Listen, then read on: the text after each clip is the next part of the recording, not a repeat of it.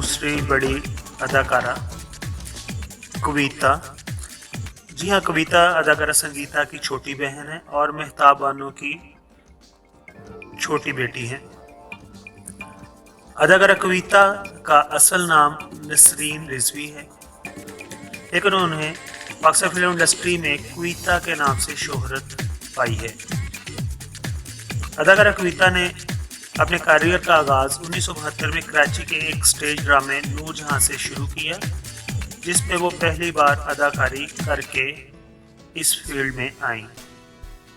अदाकारा कविता ने भी अपनी बहन की तरह यानी संगीता की तरह कम उम्री में ही फनी दुनिया से वाबस्ता हो गई।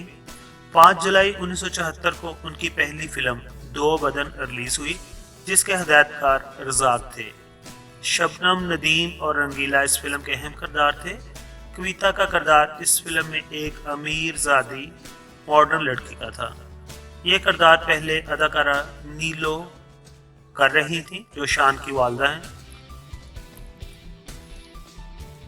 लेकिन अदाकारा नीलो उन दिनों अपनी दीगर फिल्मों में मसरूफियात की बिना पर इस फिल्म के लिए कोई तरीके नहीं दे पा रही थी, और इस फिल्म के प्रोड्यूसर का दरअसल मेहताब बानो के घर बहुत आना जाना था, और उन्होंने अदाकारा कविता की जिंदगी से यहाँ पर एक और भी दिलचस्प वाकया जुड़ा हुआ है।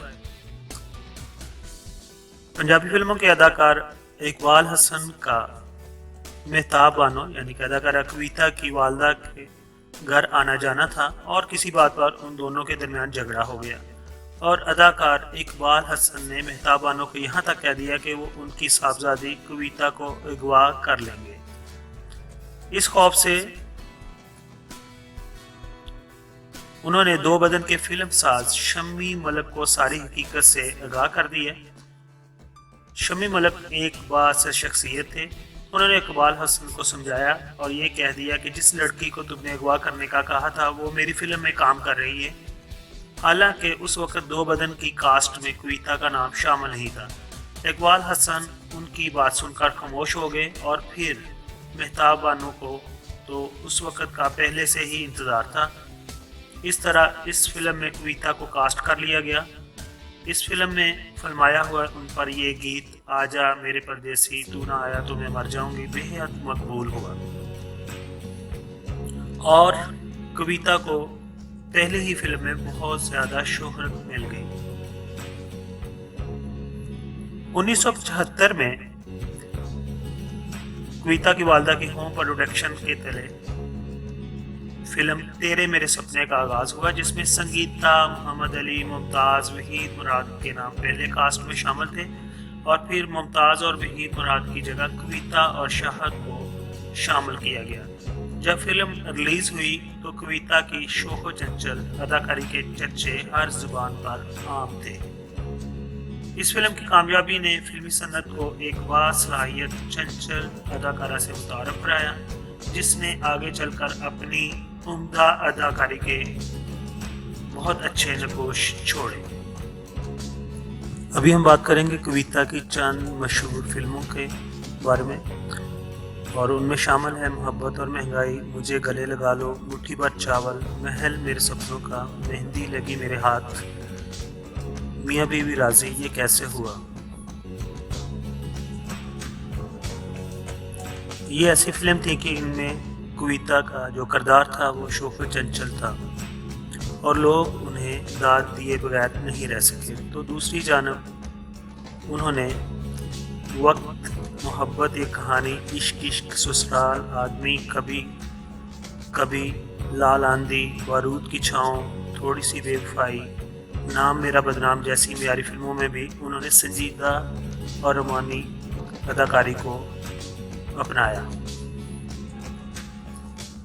अदाकारा कविता ने अपने 20 साल फिल्मी कैरियर में कुल 70 फिल्मों में अदाकारी की, जिनमें उर्दू की फिल्में 48 और पंजाबी की फिल्मों की तादाद 15, और 2 उन्होंने पश्तो फिल्में और 5 डबल वर्जन फिल्में बनाई।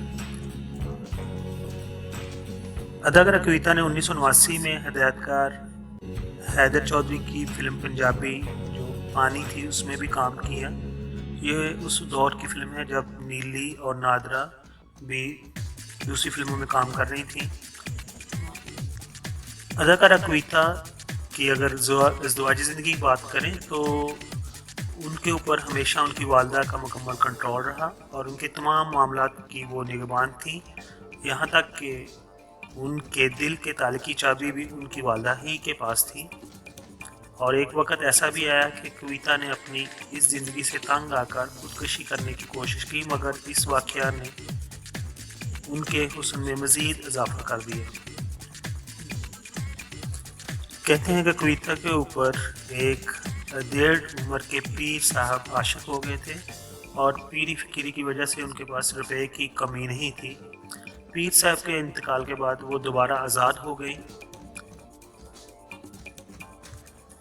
अदाकारा कविता आजकल पाकिस्तान को छोड़कर USA में मुकीम है और वहीं पर ही रहती हैं।